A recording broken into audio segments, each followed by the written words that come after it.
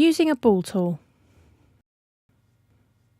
Sprinkle a little corn flour onto the corner of your board. Keep your flour paste wrapped in cling film or a freezer bag to keep it fresh. Knead it to make it more pliable to work with and roll out thinly to about 1 mm.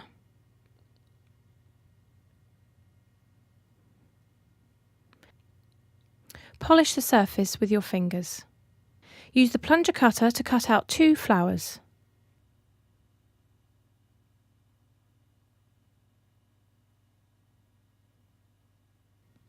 Then rub the cutter on a foam mat. Use the plunger to push out your flower shape.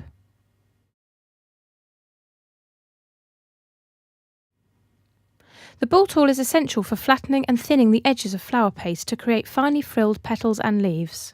Use the ball tool on the edges and the tips of your flowers. Start with gentle pressure, building up pressure to make the edges of your petals perky.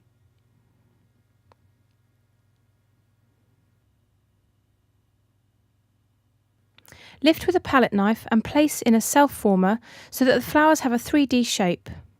We used a paint palette.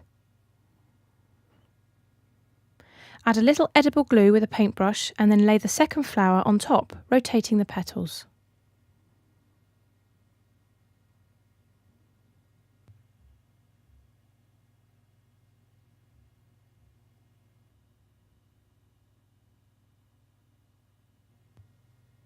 Make a small ball in another colour and glue into the centre of your flower.